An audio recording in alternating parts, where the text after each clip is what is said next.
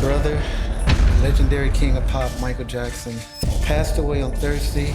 Michael Jackson died June 25th, 2009 from a drug overdose. The district attorney has charged Dr. Conrad Murray with involuntary manslaughter. Guilty. Dr. Conrad Murray was held solely responsible for Michael's death. The court imposes the high term of 4 years imprisonment in this case. Now, the lead detective in the case says Dr. Murray was just the last doctor of many left holding the bag. There's a lot of folks who are to blame that have never had a reckoning. Doctors like Arnold Klein, who regularly plied Michael with powerful opioids. Massive doses of Demerol were utilized for something that generally doesn't require anything other than maybe a topical anesthetic. Michael's ex-wife, Debbie Rowe, worked for Dr. Klein for years and says her ex-boss was a real-life Dr. Feelgood. There's a number of people that have died from their addictions, and in some way I was part of it. Give me a minute. Turns out Klein was just one of many doctors who put Michael on a fatal path. All of these different medical professionals that allowed Michael to get the medicines he wanted, all of them are the reason why he's dead today. I've taken a lot of blame that was not right, but regardless,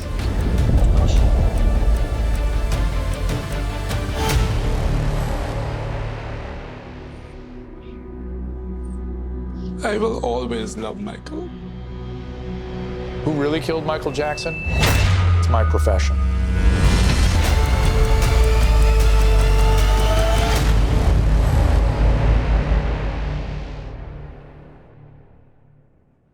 I need an ambulance as soon as possible, sir. We have a gentleman here that needs help, and he's not breathing. We're trying to pump him, but he's not. Okay. We quickly learned from a couple of sources that he went into cardiac arrest. He was rushed to UCLA Medical Center. So we started getting word from our sources that Michael Jackson was dead at the house. So it was really weird that they still rushed him down to UCLA Medical Center. And it was just after 2 in the afternoon that we posted the story. Michael Jackson had died.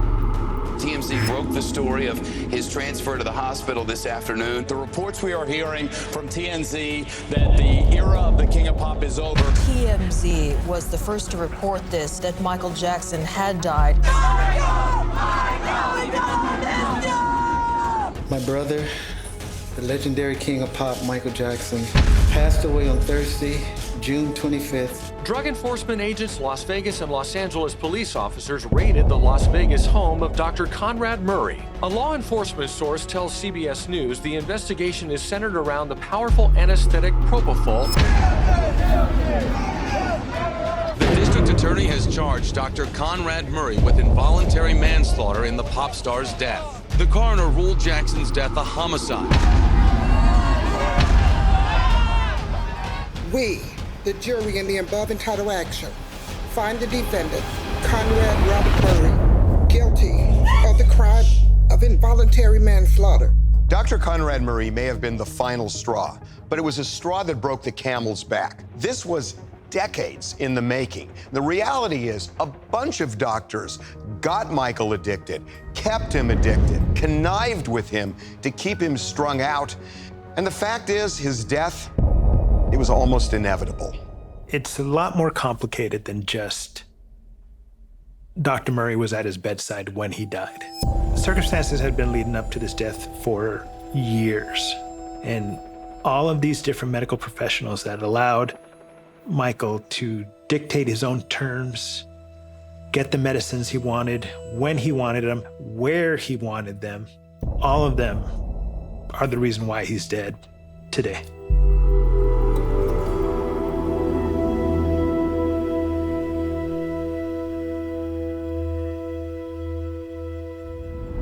My name is Orlando Martinez. I am a detective with the Los Angeles Police Department, Robbery Homicide Division. I was one of the lead investigators in the Michael Jackson death investigation case. I'd been a police officer for 27 and a half years. At first, it was just the death investigation. We thought it was natural causes. When I went to the house, nothing was really setting off alarm bells. As soon as I got into the room where he was being treated or being cared for, that's when my spidey sensor, my experience told me something is different here. So from the start, we had heard that Michael was being fueled with drugs. Frankly, we knew this because he was going to a Beverly Hills dermatologist named Arnold Klein just about every day in the 2 months leading up to his death. And he would go in there for about 3 to 4 hours, and when he came out, it was absolutely bizarre. We had these videos of him interacting with fans and paparazzi, and he looked like a zombie. Do you like the doll, Michael? What do you think of the doll? That's amazing. Yeah, I love it. All right, come on, guys. I want one. I'm going to the airport. I'll see you soon. Okay. The day after Jackson's death, the coroner went to the house, and that was the first time we heard about propofol.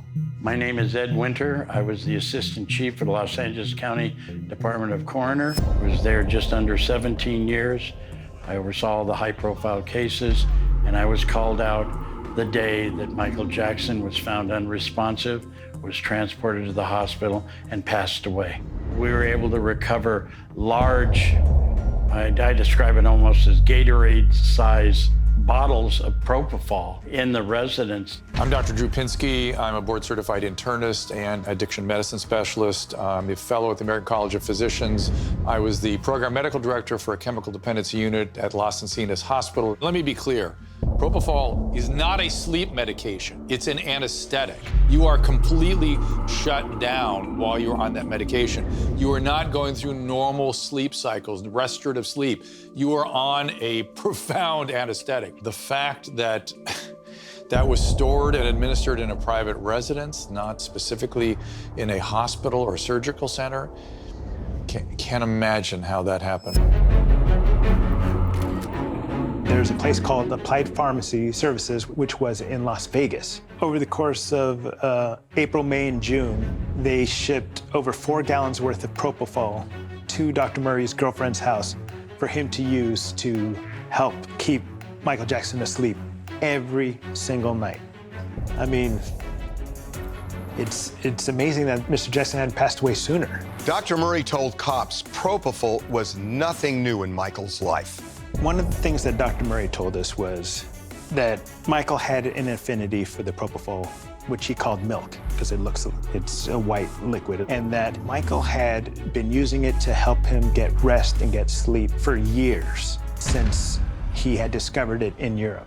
Dr. Murray said that he had a couple of doctors in Europe that would travel with him and provide him this drug to help him sleep. Dr. Murray took over from a doctor who had taken over from other doctors, basically allowing Mr. Jackson to dictate his own treatment, to use the drug that he preferred to help him get his rest. You feel like you've been unjustly accused with Michael Jackson? Because a lot of people feel like you're not guilty. I'm not guilty. Dr. Murray felt that if he did not help and administer it to Mr. Jackson, that Michael would just go somewhere else to get it.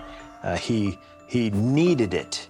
He knew about the drug, he knew that it worked for him, and was the one who suggested it to Dr. Murray, actually demanded it.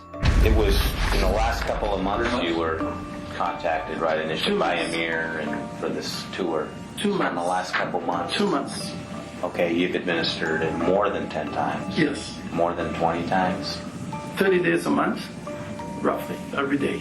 Oh, so it's about the daily? But daily, with the exception of 3 days leading up to his death, I tried to wean him off. Okay. That medication. The criminalist who advised me that the toxicology was showing an extremely large amount of propofol in Michael's system, and that, in his words, he said there was enough propofol in him to put down a rhinoceros. Michael Jackson died of acute propofol intoxication and, I believe, cardiac arrest. I am Conrad Murray, a subspecialist in cardiology. I was Michael's personal physician at the latter part of his life.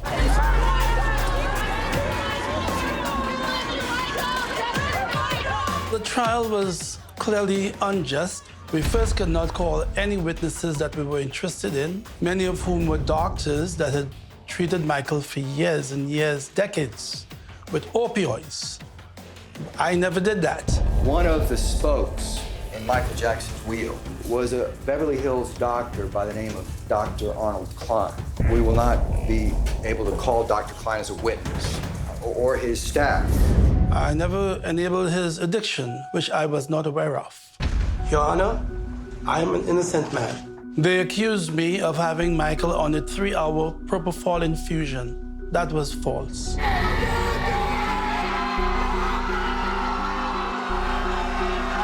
had no doubts. That's why we're here. Michael was watching over us. He was watching over us. Yes, very happy. The judge denied Murray bail and sent him straight to jail. The judge is really throwing the book at him. The court imposes the high term of 4 years imprisonment in this case.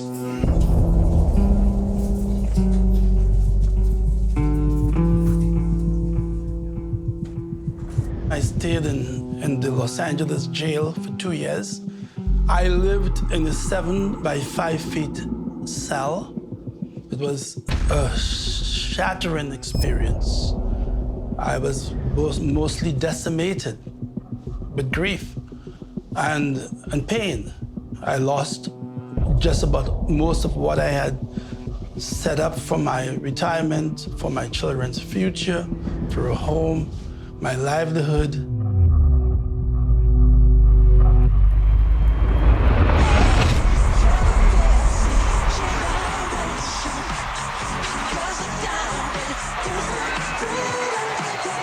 Michael's downward spiral all started when he filmed a Pepsi commercial in 1984.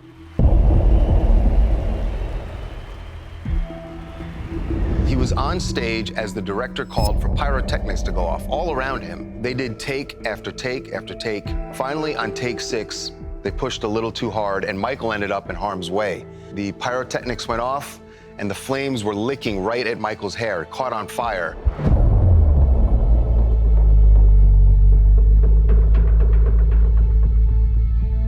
It was a horrific scene.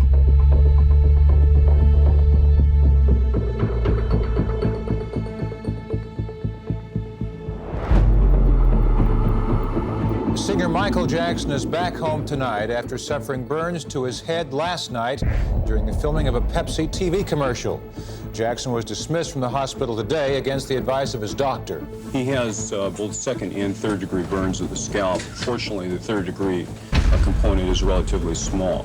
Michael's injuries were horrendous. Doctors used balloons to stretch his skin, and honestly, he never fully recovered, and that's when he got hooked on painkillers. Keep in mind, this is 1984, a full quarter century before he died, and he became profoundly addicted to pain meds. It is completely appropriate for Michael Jackson to receive opiates for a burn. He shouldn't suffer. He should get the necessary pain medication. But to go for months or even years afterwards on opioid pain medications is ridiculous. And there was an excessive enthusiasm in my profession for the prescribing of opiates.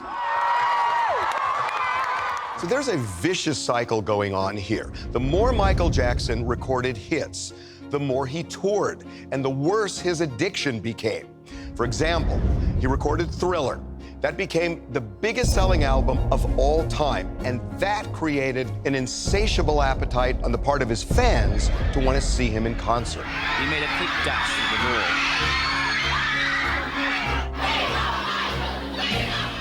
This was the scene last night as people arrived plenty early for the long-awaited, sold-out Michael Jackson concert. Michael! I love Michael Jackson. It's fantastic. I love him so much.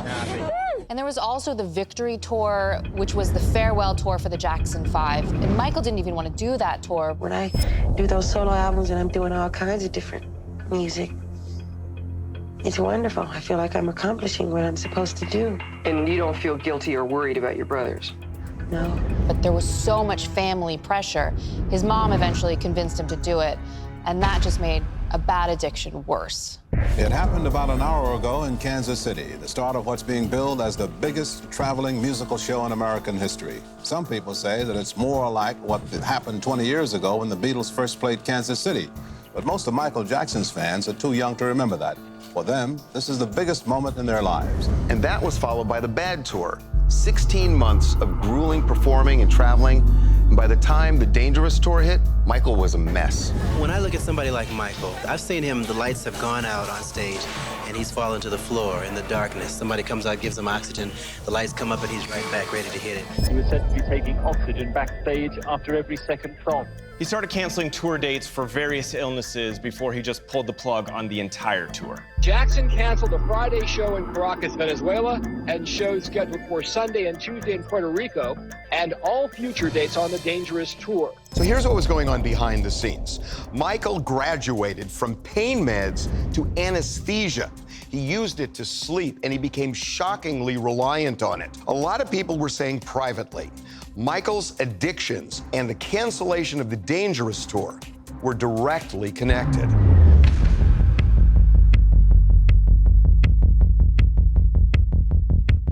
I attempted to give him a shot of Demerol, but his buttocks was so scarred up and abscessed that the needle almost bent, in which case at that point in time I ran an IV and I administered some IV pain medication. And do you recall what IV pain medication you administered? Morphine. Michael was on the Dangerous tour in 1993 in Bangkok, and that's when he asked Dr. Finkelstein to shoot him up with Demerol. After I took care of Mr. Jackson and he went on stage, another doctor from England came and assumed responsibility for Mr. Jackson. I came back from a trip to the pyramids, and my suitcase, of which I had all my medications in, was broken into. At that time, the doctor, told me that he had broken into my suitcase to get medications. What specific medication did you break into your suitcase to get? The pain meds. I don't recall if it was Demerol or morphine or both. And did he break in to get the pain medication to give it to Mr. Jackson? Yes. We felt that we needed to do an intervention. He needed to be detoxed. They called in Elizabeth Taylor to do an intervention. When Michael's doctor called to ask if I could help, I was glad to intervene. I traveled to Mexico City, where I saw for myself that Michael was in desperate need of specialized medical attention. Because of my own experience with addiction to prescription medicines, I was able to make a number of calls in search of the best and most appropriate treatment for Michael, and he is now undergoing such treatment in Europe. Michael was in such bad shape, he knew he needed help. Superstar recording artist Michael Jackson says he is canceling the rest of his world concert tour because he's addicted to painkillers. Superstar Michael Jackson is now in a drug clinic somewhere. As you may already know, after my tour ended, I remain out of the country undergoing treatment for a dependency on pain medication. This medication was initially prescribed to see the excruciating pain that I was suffering after recent reconstructive surgery on my scalp. I became increasingly more dependent on the painkillers to get me through the days of my tour.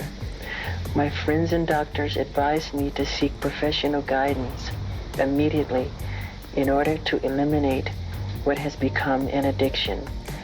It is time for me to acknowledge my need for treatment in order to regain my health. It was really only after this we could see the pattern. The overwork, the cancellations. In hindsight, it was so clear. All these pills were from doctors. He got heavy-duty, very, very strong painkillers, and he took them, unfortunately. He was barely able to function adequately on an intellectual level. You okay, Mr. Jackson? You want to take a break? My mouth hurts. Mr. Jackson, at the break, did you find it necessary to take a pain medication? Do I find it necessary? Did you, at the break, did you have to take a pain medication for your pain? Painkillers were one thing, but Michael had even bigger problems. He couldn't sleep, especially when he was on tour or getting ready for tour. So he went to doctors for help, and it turns out Conrad Murray was late to the game. Is it Conrad?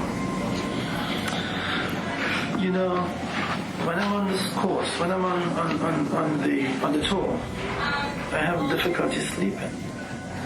And what most doctors have done for me, they help me to sleep for 15 to 18 hours. Michael was using propofol to sleep. He had mentioned that that was the only way he could go to sleep, especially when he was getting ready for a tour. I'm always writing potpourri of music. I never stopped. He was quite familiar with the product and felt that there was no fear of it. You know, it was not a big deal. He had been using it for decades. Different doctors had given it to him from all around the world, including Germany. And they allowed him to sometimes inject the medicine. He was able to push the propofol himself. And the doctors allowed him to do it. And that was okay. The day Michael died, he spent hours begging to fall asleep, begging for propofol. He kept saying that he had to sleep, his shoe was going to fall apart, he needed to sleep. Michael was desperate, and Murray told detectives that he simply gave in. I then decided to go ahead and give him some of the medicine so he could get a couple of hours sleep so that he could produce, because I cared about him. I didn't want him to fail. Hey, your contract got canceled, Mike. When are you gonna have it, Mike?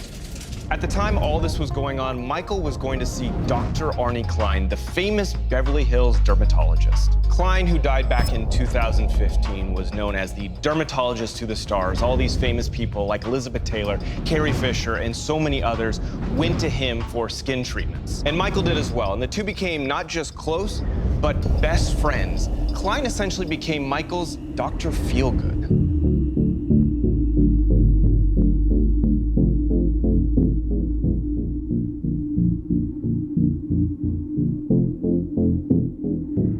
I administer Demerol because you have to understand that the procedure I do are painful injections.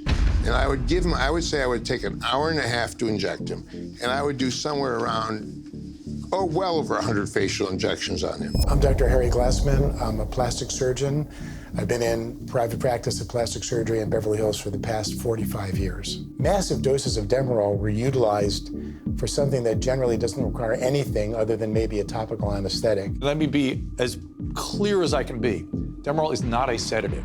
It can make you drowsy.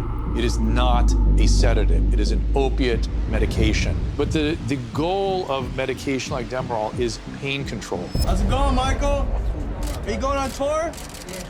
In London, huh? What about the Jackson 5? You going to tour Jackson 5? Yes. Oh, you are? Michael's routine was to go to Dr. Klein's office and get high on Demerol for hours at a time. Dr. Klein was more than happy to oblige, and he justified it with minor procedures, acne treatments, Botox, Restylane, and he did this over and over and over again. Oh, wonderful jacket, Michael. That's so cool. I don't know anybody that goes in for a 3 to 4 hour acne treatment.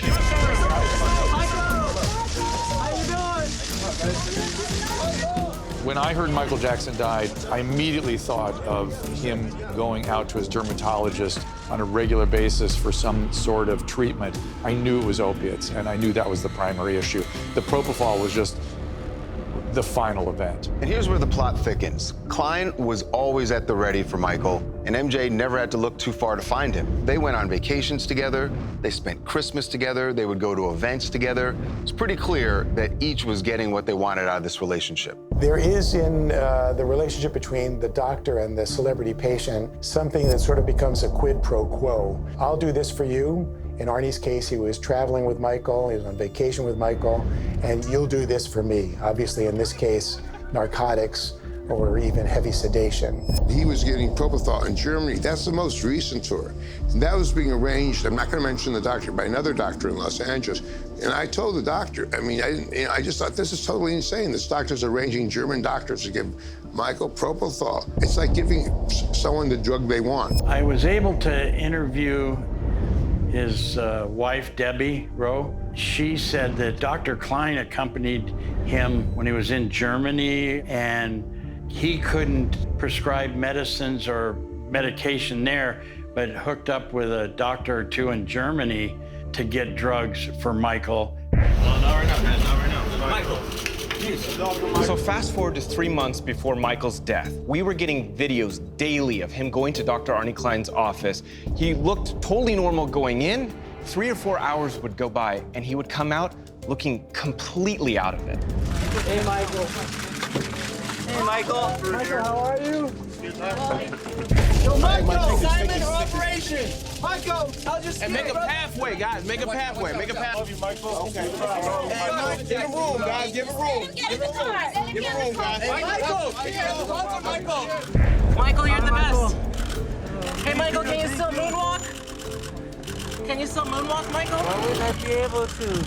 Do you recall taking Michael Jackson to visit Dr. Arnold Klein? Yes. On many occasions? Yes. Estimate for us how many times a week you would do that. It could fluctuate. There were times when he was going almost every day. Michael became a regular, and he was going to Klein's office almost every day and getting Demerol injections. At least 51 injections within the 3 months before he died. And these weren't small doses, 300 milligrams a pop. Oh, no, that's absurd. There's categorically no justification for massive doses of opiates for simple dermatologic procedures. Not only that, he was using Demerol 300 milligrams at a time. 300 milligrams of Demerol is enough to knock out a horse. I had no idea of Michael's history of his health and doctors who were treating him. He never, ever mentioned anything of drug addiction to me. What I used drugs for was not to give him drugs. I mean, I used drugs to relieve the pain when I did a procedure. So we have to make a big difference. If you're having a surgical procedure, and these are really minor surgical procedures, and with my length of time it takes me to do it, it's not minor, you have to use some amount of drug.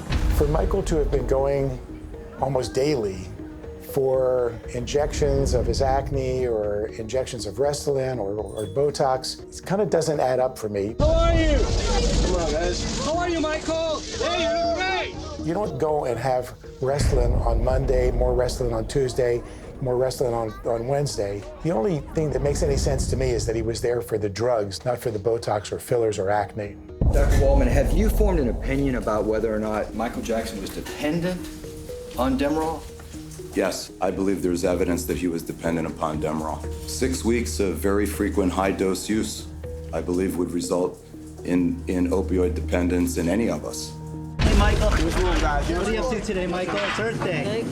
Dr. Klein would have him go up to this gynecologist's office, and Dr. Klein would go give him his shot or do whatever he was going to do, and then go back down to his office so Michael wasn't hanging out at his office for 2 or 3 hours.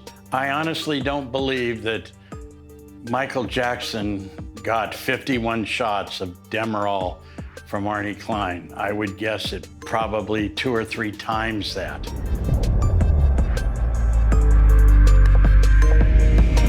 I'm Kerry Anderson. And prior to working with Michael Jackson as the director of security, I worked LAPD for several years. I worked narcotics. I was considered a court-qualified narcotics expert. I dealt with Arnold Klein a couple of times. Michael had me go down and pick him up once and bring him to Neverland. I walked Dr. Klein probably 20 feet from the courtyard area inside Michael's main residence. I walked him upstairs to Michael's room. Michael had requested get Dr. Klein something to drink. So I went back downstairs, and myself and another personnel in the house, and we weren't gone any more than, I would say, 4 minutes at the most. And by the time I got back up, Michael was so out of it. So whatever he gave him, I've never seen a narcotic do somebody like that so quick, because Michael was perfectly normal when I went upstairs, and in a 4-minute period, he was almost a zombie. So it must have been some kind of injection of something. And at times you'd want to put hands on people like that. I don't have a lot of good things to say about people like that.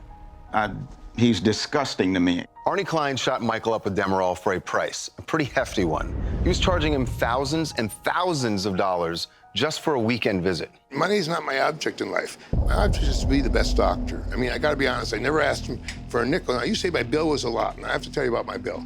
My bill was, I used to spend 3 days with him. I used to fly back and forth on helicopters when he called me. Right. So, I mean, when you put all that money together, flying around in helicopters all the time to see him, and spending 3 days with him at a time, your days over 3 days is worth a lot of money. You were friends with him, and you were best friends with him, and you were also his doctor. And I asked you if there's a danger of blurring the line, and if you could go back 20 years, would you elect to treat Michael Jackson as a patient? I don't have many friends, you know that. My friends are my patients. My patients are my patients 24 hours a day. They call me 3 o'clock in the morning. They call me 4 o'clock in the morning. I've flown as far as Tokyo to see a patient. I've flown to the Middle East to see a patient where Jews shouldn't go. So I'm telling you, when you say what I do is medicine, the practice of medicine, I mean, I'm not a shrink. I'm not, Freud. But I think that you do blur the lines because you're available 24 hours a day, 7 days a week. It's exploitative to some extent for a doctor also to be their friend. You're there to be their doctor, and that's that. Be that, and that's it. If you want to be their friend, go be their friend. That's fine. But you can't also be their doctor. The fact is, if you slip from a physician to friend, that's on you. That's a problem. You've crossed a boundary at that point. Scene 1, take 1, ABC mark.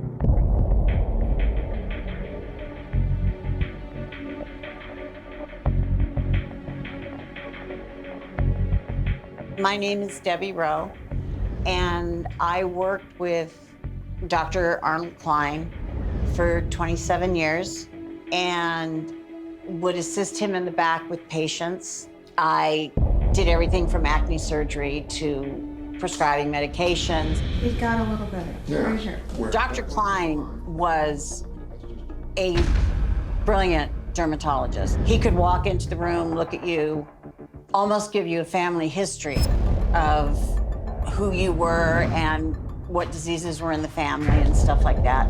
When Dr. Klein started treating famous people, celebrities, powerful people, he started to be invited to their parties and things like that. And I think it influenced some of the ways that he thought. And he enjoyed going to the parties. If he was having a get-together or a party, they would all be invited. He enjoyed living that lifestyle. He did try very hard to be of the rich and famous. Anybody who sees a particular group of patients that they are in awe of or enamored with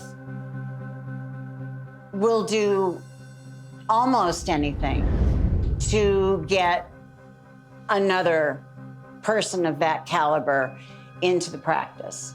It ends up being more of a friendship than it is a professional relationship.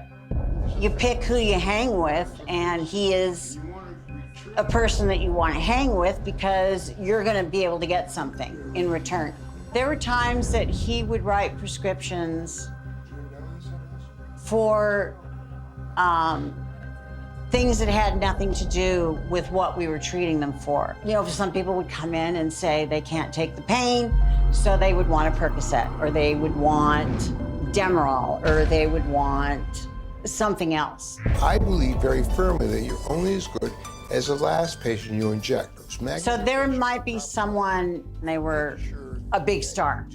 He would write prescriptions that were not conducive to what a dermatologist would normally write a prescription for. The primary responsibility of any doctor is the patient care. I mean, we take an oath to, above all else, do no harm. And giving someone massive doses of narcotics for an everyday trivial procedure is clearly a breach of the person's medical care. You don't give Xanax because someone says they can't sleep.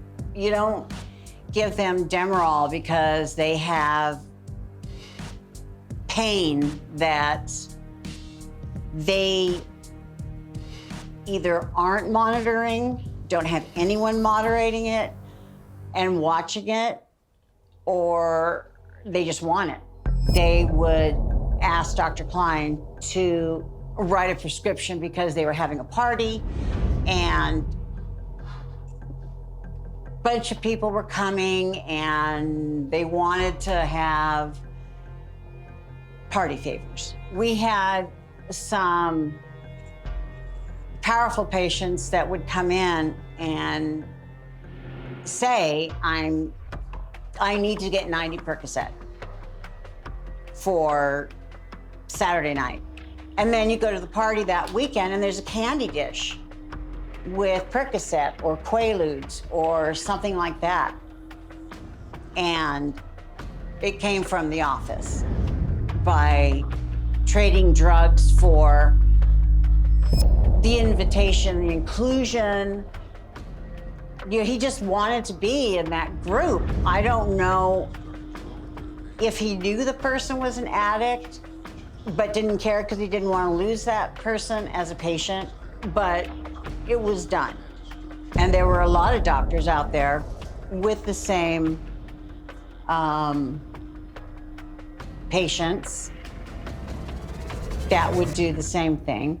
It's narcissism. It's gratifying to have a special person under your care and that person to then be satisfied and tell you you're a good doctor. And it helps build people's reputation. You become, particularly in the sort of field of plastics and dermatology and beauty, you become the doctor that's taking care of those people we see in the magazines. Sometimes patients had obvious signs of addiction, injection marks all over their body. I was mortified when I found out that patients were so addicted to something that you couldn't sedate them or whatever. You have to start an IV if you're going to sedate someone. And not being able to find a vein to start an IV, there was no place to be able to do it. I do believe boundaries were down and lines were crossed that should not have been. Prescriptions were written that didn't need to be written. You scratch my back, I'll scratch yours. It is such a violation of our basic responsibility and ethical standards as a physician to be treating people to make ourselves feel special. In other words, we are there to serve the patient.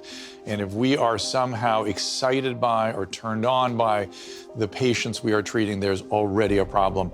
And then if you are handing out medication without proper justification, it just doesn't get worse than that. We went through 2 decades of my patients being killed routinely by my peers, and it was often in situations like this.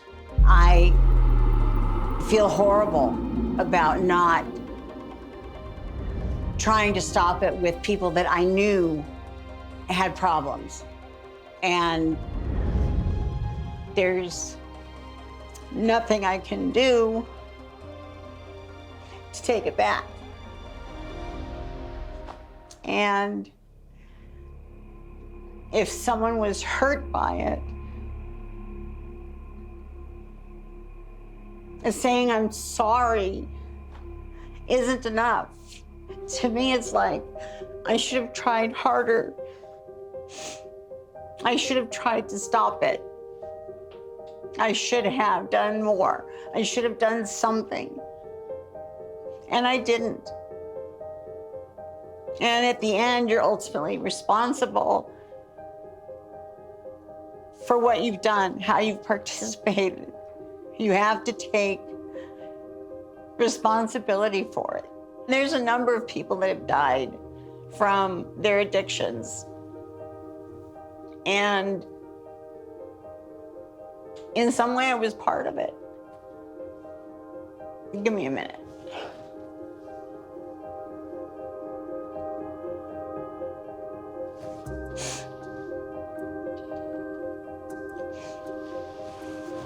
You know, it's hard when you feel like you're part of the problem and you don't stop.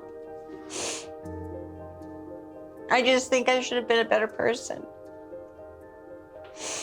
than I was. I sucked as a human being for years when I think about it.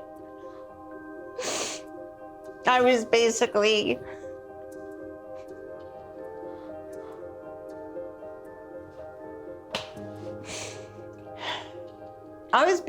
as bad as him. And I regret that. I will regret it. And I'm so sorry that I participated in it. Michael had a lot of psychological problems. In addition to addiction, he suffered from body dysmorphia. He became a plastic surgery addict. He got his nose done, then he got it redone, then redone again. There's something called the body dysmorphic disorder. Has anyone here ever heard of that? Anyone here? Are there any women right here? Women? Any women here? So you know these people, if you walk down the street, are obsessed with the way they look, to the point where they distort themselves. And these are people who go after doctors and end up having faces after faces. They look tighter and tighter, so they don't look human anymore. And these are the people you really have to deal with, these body dysmorphic people. When you look in the mirror, are you happy with what you see? In what way? Just when you look there, in terms of that social philosophy. I'm never totally satisfied. I always wish the world could be a better place. No, not at all. Is it like on a scale where he was an extreme? Extremely, but he really viewed his face as a work of art. You have to understand. It's hard to understand this, but he really looked at his face as a work of art, an ongoing work of art. Wait, was his about aging, or was it about? It was about pure beauty, and he wanted people to see him and pee in their pants. That's what he told me.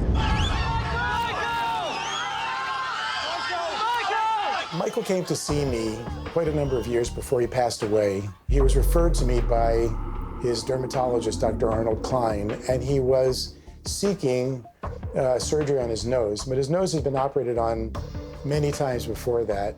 And so I did the courtesy of examining him and then advised him against having surgery for fear that one more procedure could conceivably compromise the blood supply to his nose. And so he was not very happy with me.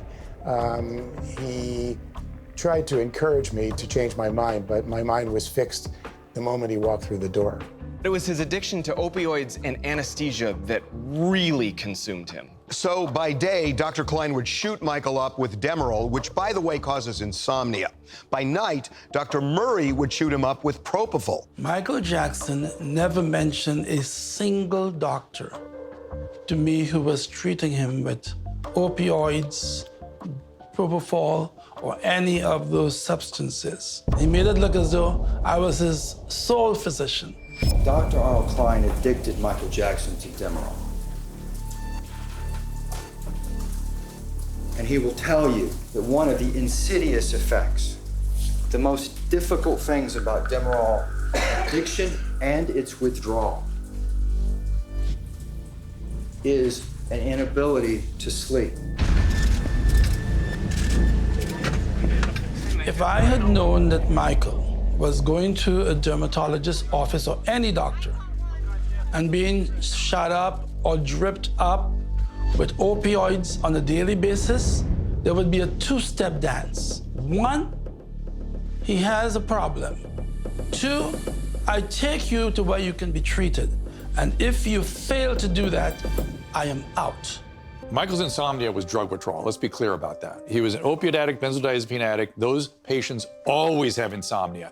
And he found an interesting solution to his drug withdrawal, which is a barbiturate. In this case, Propofol, which treats the drug withdrawal insomnia. It does it very effectively. It doesn't treat the addiction. It makes the addiction worse, and it threatens his life.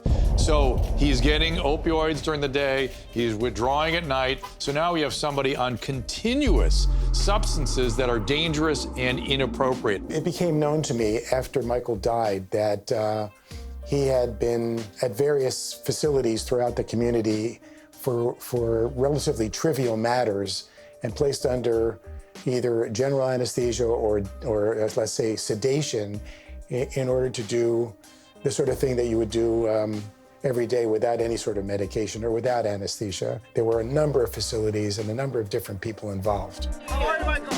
You're the best, Michael. How are you feeling? Thank you, brother. Thank you so much. Watch your foot.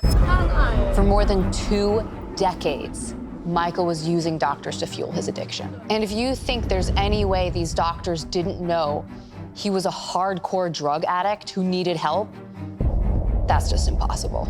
Michael Jackson had dozens of injection marks all over his body. Right. All over his body, dozens. Right. So he had a serious drug problem. Anyone who's gone to medical school and sees a patient with multiple puncture sites in the veins of their arms and legs, I mean, it hits you over the head. I mean, this person is clearly an addict. Michael, how are you? We found out that Michael was using aliases. I did go to Dr. Arnold Klein's office and wanted to interview him and get a copy of his medical records and find out what was going on. When I got to the office, his office, he supposedly was unavailable. Any comments, sir? Any comments, sir? What happened here today? Did you get the files you were looking for? Still conducting our investigation. There is a security hold on the case, and I can't comment. So I went downstairs to the pharmacy and talked to the pharmacist, and the pharmacist gave me the whole list of what drugs he was taking and the aliases. I was shocked. I was shocked that this was going on. The doctors allowed him to use 19 different aliases for all these different medications, powerful medications, and with that, you cannot cross-check against each other because one doctor doesn't know what name another doctor has given, and that's enabling abuse. Hey, Michael! The way that Michael went about getting all these drugs was doctor shopping. He had multiple different doctors that he was involved with, and he would go to Dr. A and ask for a sedative, and then he'd go to Dr. B and may ask for the same one. And so by manipulating a series of different doctors, Michael accumulated an enormous amount of medication. What you're going to learn about Michael Jackson is that he had the habit of compartmentalizing relationships, packaging relationships, like spokes in a wheel. The wheel in his life turned, but the people that he associated with, the groups of people, were like spokes. They rarely, if ever, touched. When I put it all together, what I've learned since then, during and before the trial, Michael Jackson was a drug addict. And he was a master at manipulation because I was manipulated by Michael. I did not enable him at any time in his addiction. I would never do that. I cared about Michael too much. I loved Michael. I haven't lost that love for Michael, despite the pain and suffering that I've encountered. There were what they call a drug book, that every doctor has a book that he puts his patient's information in and supposed to list what medications they had. And that Dr. Klein actually had 2 books, one that just showed some miscellaneous medication, and then another book that listed his aliases and some of the other medications he was getting. Through the investigation and in the trial, one of the things we found out, there was a pharmacy in Beverly Hills called Mickey Fine that he owed in excess of $100,000. And that pharmacy was on the ground floor of Dr. Arnold Klein, the same doctor that was infusing him with opioids on a daily basis.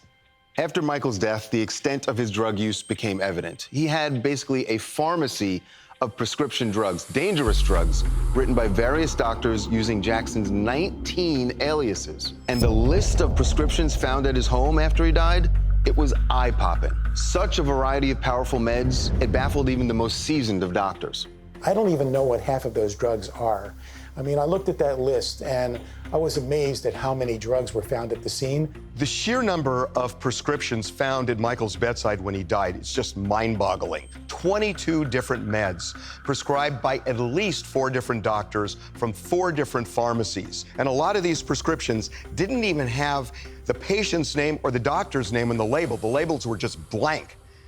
It's insane. Propofol, lidocaine, diazepam, nordiazepam, lorazepam, and midazolam. Opiates like Demerol, benzodiazepines like Ativan and Xanax, and the barbiturates like Propofol, they eventually come together to suppress respirations. And people don't breathe, and then their heart stops. We're still looking for medical records involving Michael Jackson. Michael's addiction was much worse than the medical records that we were able to obtain or see were much greater that we'll never know. Roll down the window. It all comes back to the fact that Michael Jackson was one of the biggest stars on the entire planet, and all these doctors like Klein who treated him, they themselves became intoxicated. Celebrities can manipulate doctors to get what they want, no question about that. And it's been my experience that you have to be very resilient to their seduction, such that you don't treat them any differently than you would a non-celebrity. Michael is responsible to a great extent for his own demise, but he certainly had a lot of help in the medical community. It's sad that the doctors are caught up with the celebrity status, and that some of the celebrities are caught up, wanting to keep that doctor close. Some of the drug addicts, they're best friends with the person they're buying their heroin from, and they want to stay close to them. I don't think there's any question that Michael was a drug addict. I made 2 personal interventions on him, remember that. I got him off drugs twice in my lifetime. So there was an ongoing problem with him in the use of drugs. Now, when you're rich and you're famous in America, you can get anything you want. Because I think what we have here is a lot of bad medicine. We have some good medicine, but I think we have a whole bunch of bad medicine. A lot of people who didn't care whether Michael lived or died as long as they made money off of him. And I think that was the biggest thing that this whole story is about, that we've seen the loss of integrity in many fields. There's a lot of folks who are to blame that have never had a reckoning for his death. Ever since I was born, Daddy has been the best father you could ever imagine.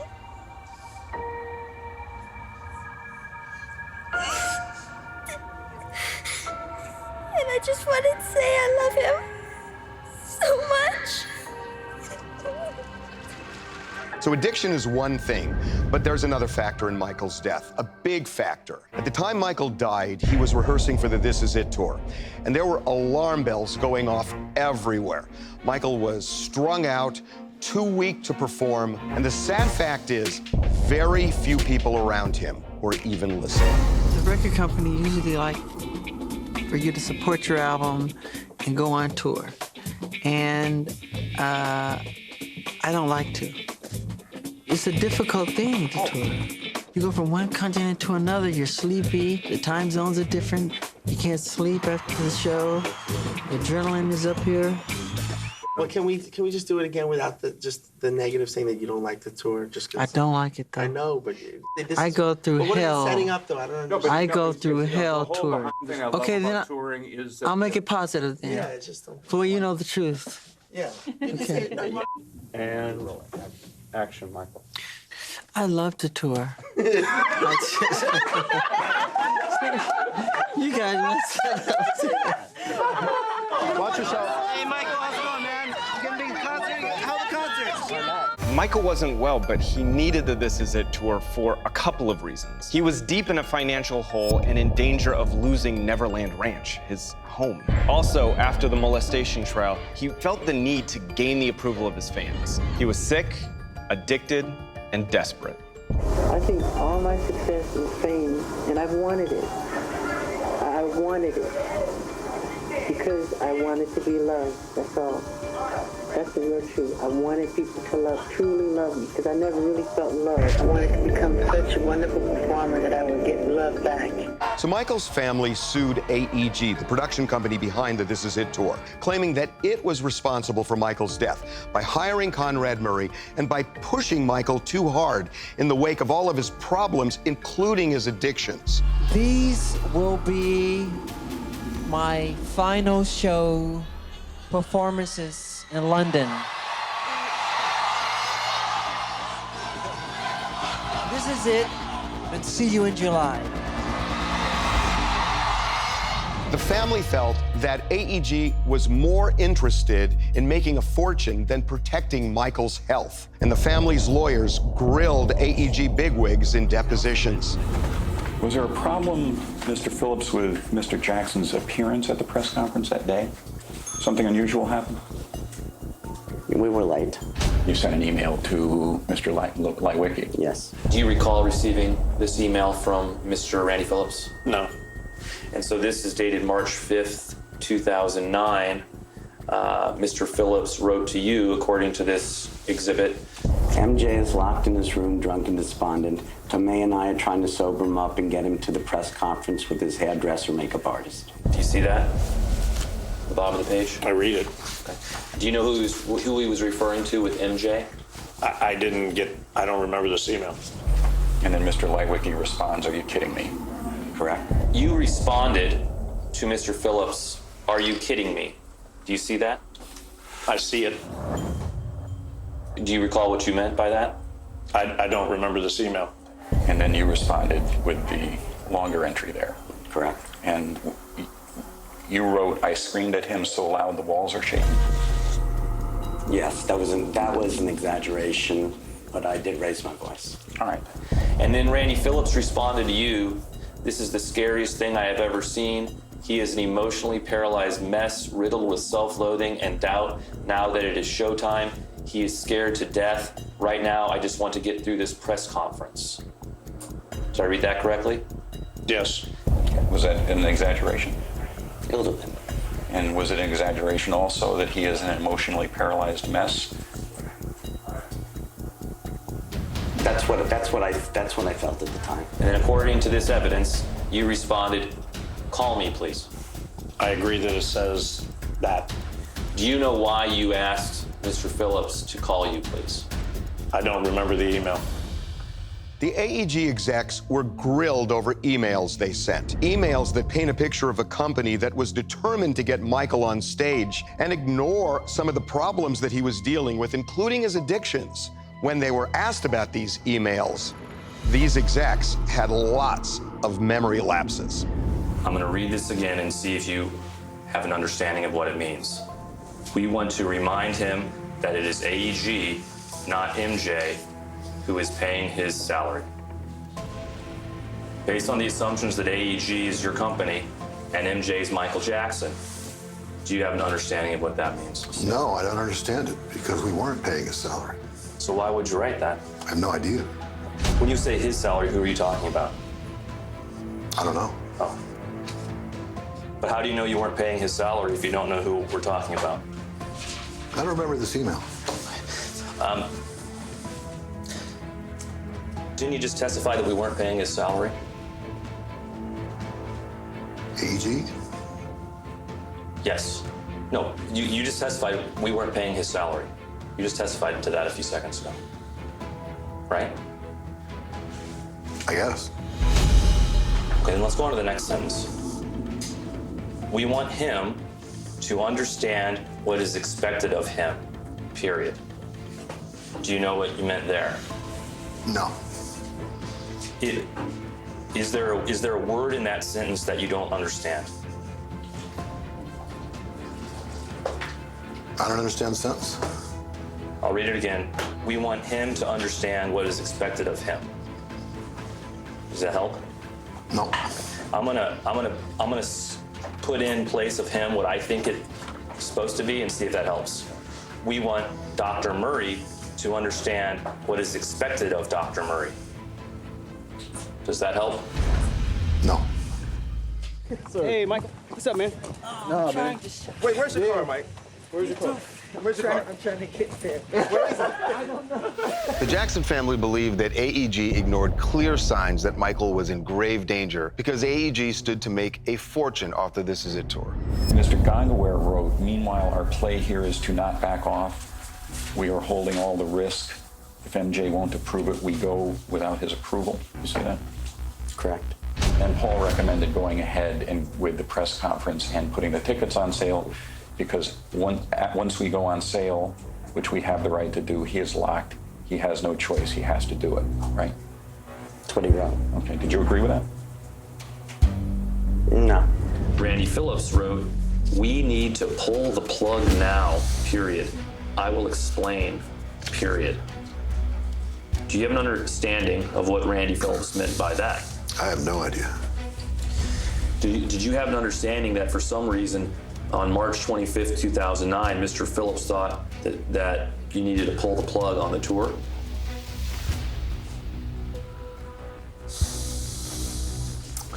I don't recall that. Did something happen around this time, March of 2009, that was creating a concern for you and Mr. Phillips? Not that I recall. You sent an email to Dan Beckerman stating, "Trouble with MJ, big trouble, period. What are you guys up to tonight, period?" I don't remember the specific email. Does this email indicate to you that you knew as of June 20th, 2009, there was some trouble going on with Michael Jackson? We were aware that he had missed several rehearsals. And you thought he was having a mental breakdown, didn't you? No. You didn't?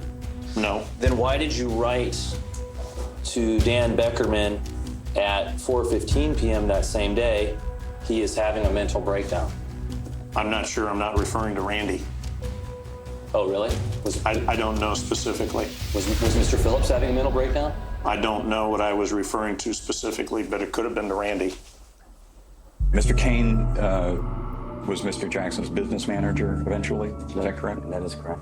And he sends you an email on June 23 at 11:22 asking on the list of doctors that will help get up from today to the opening night. Where does Arnold Klein stand on the list? Correct.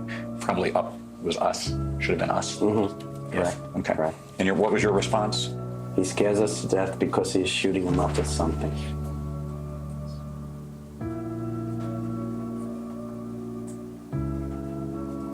Why did he scare you to death?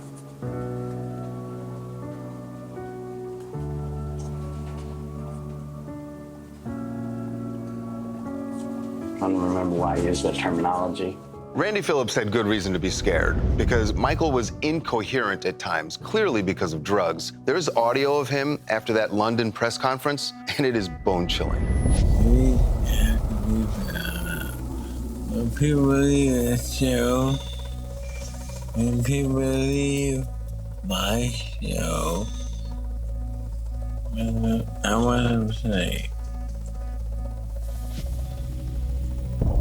I've never seen something like this in my life. No. I've never seen nothing like this. No. It's amazing. He is the greatest entertainer in the world. Kenny Ortega, the producer of the This Is It tour, wrote a letter to AEG shortly before Michael's death. This is what he wrote. There are strong signs of paranoia, anxiety, and obsessive-like behavior. I think the very best thing we can do is get a top psychiatrist in to evaluate him ASAP. There's no one taking responsibility, caring for him on a daily basis. Today, I was feeding him, wrapping him in blankets, and calling his doctor. Can you describe what you personally observed on that day, June 19th, 2009? That my friend wasn't right, that he wasn't well. There was something going on that was deeply troubling me. And he appeared lost. What do you mean by that? Just sort of lost and a little incoherent. And although we were conversing, and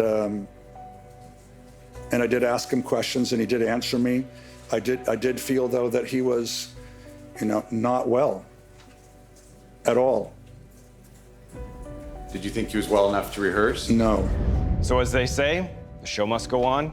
So he rehearsed right up until the day he died.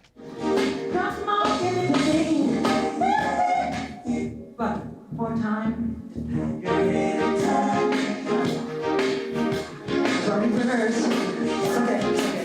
Can you read me out loud what you wrote to Michael Roth on August 18th, 2009 at 7:24? I wonder why now. I think I know what MJ died of, and this would exonerate Conrad. Conrad Murray. Correct. What did you know would exonerate Conrad Murray? I don't remember. No recollection at all? No. Did anybody ever ask you what you knew that would exonerate Conrad Murray? No. Did you ever tell the police that you had information that would exonerate Conrad Murray? No. Did you ever tell the LA district attorney what information you had that would exonerate Conrad Murray? No. Did you ever tell his attorney what information, Murray's attorney, what information you had that would exonerate Conrad Murray? No. Did you ever stop to notice all the children dead from war? With what I know today, Michael would not have been able to complete the shows. MJ will also have a fan there, right there in the center. I'm trying to hear you say it again. There'll be a fan right there at the, off the stage for you. Boom, right there. Michael was too weak, too emaciated, lack of energy. What have we done to the world? Look what we've done. What about all the peace that you pledged your only son?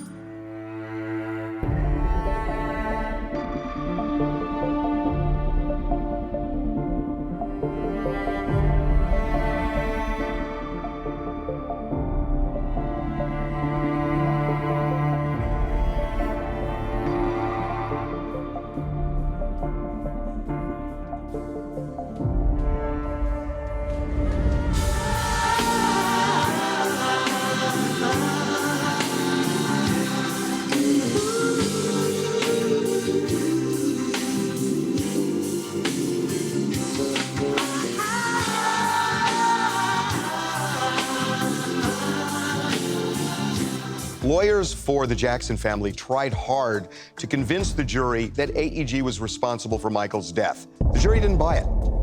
That said, there is plenty of blame to go around here with doctors and drugs and pharmacies. To lay all the blame on Conrad Murray seems unfair. We're not investigating the doctors, we're investigating Mr. Michael Jackson's death. We knew that there were multiple doctors doing what Dr. Murray had done, and that they had done it over the course of years. We decided to concentrate on that night for the criminal side of it, and so that negated all of the other history with the other doctors. Dr. Murray had no control over this situation because what was happening in the background, it was just a little fish in a big dirty pond. I really do believe that this death was inevitable. Whether it was Dr. Murray or the next doctor, he was lucky it hadn't happened before because Michael was going to get what he wanted. And if you said no, he would find somebody who would do it for him.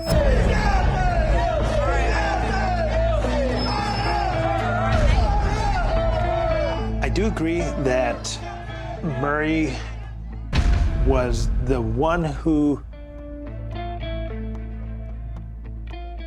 ended up taking all the responsibility for Mr. Jackson's death. I don't think it's right, but you know, what's right and what can be proven are two completely different things. There were a lot of people who should have been held responsible. The medical community is in great part responsible for Michael's death.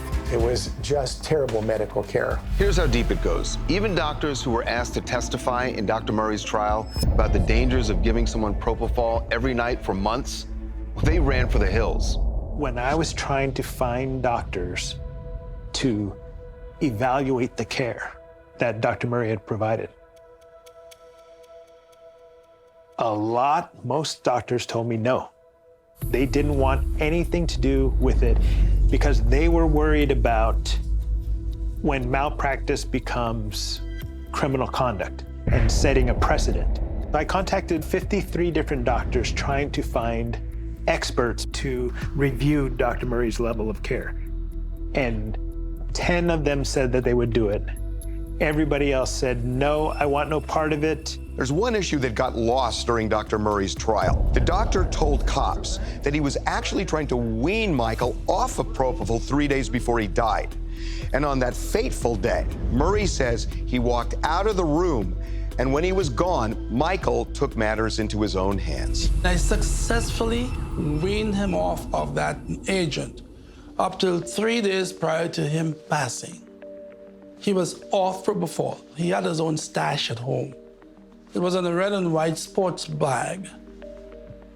He knew how to use propofol. He said doctors allow him to push it before, in my absence. I believe Michael Jackson got hold of propofol and he slammed it into his system. And if you slam propofol into your body, you're gonna have cardiopulmonary arrest. It would support the fact that they did not find propofol in his brain. There was not enough time for it to get there. Michael, how are you, Michael? You're looking great, man. Thank you. The fact is, Michael Jackson is not the only celebrity to die at the hands of doctors who were more than accommodating when it came to pumping them full of drugs.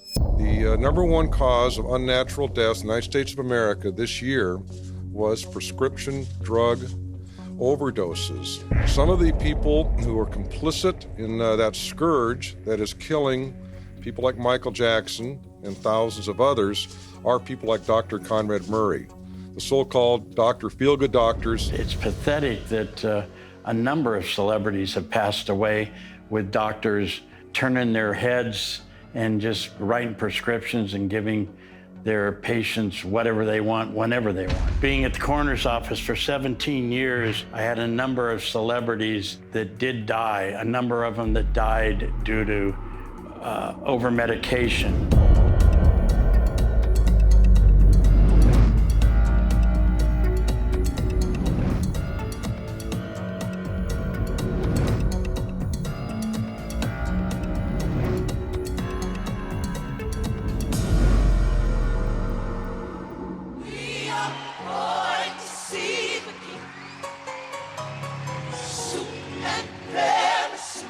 Michael's death was not the result of one fatal incident. It was more like a case of death by 1,000 cuts. Who really killed Michael Jackson? In my opinion, Michael Jackson is ultimately responsible. I think he had willing accomplices along the way, but you have to hold Michael accountable. He seduced these people. Who really killed Michael Jackson?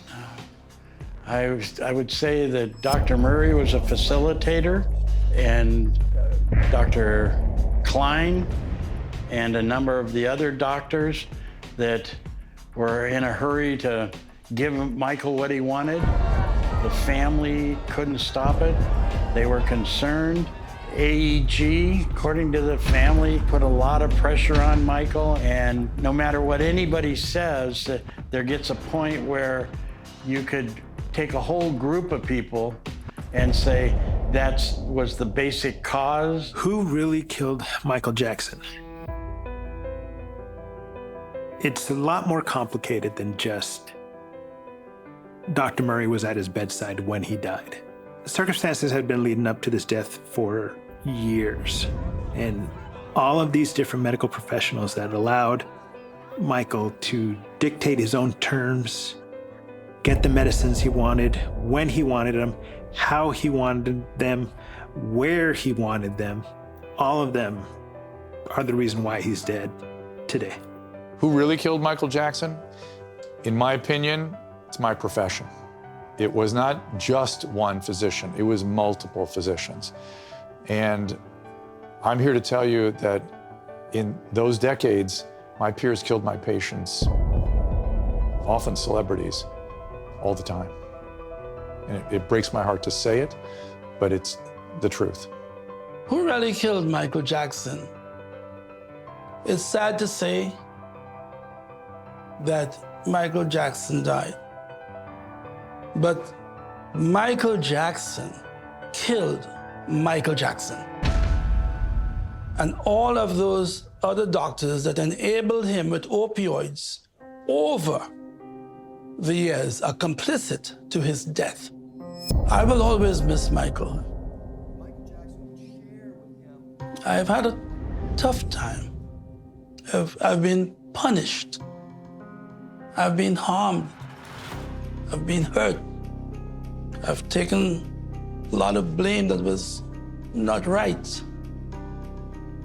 But regardless of what I've gone through,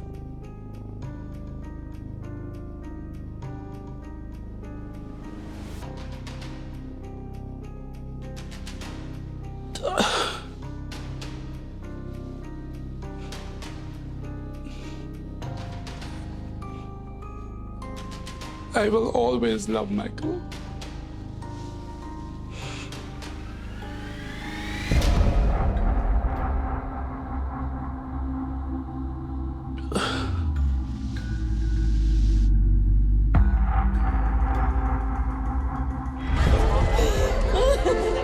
Michael Jackson's death was a tragedy.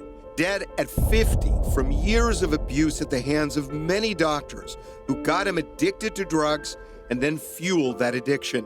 In the 5 decades of his life, he made enormous contributions to music and pop culture, contributions highlighted during his memorial.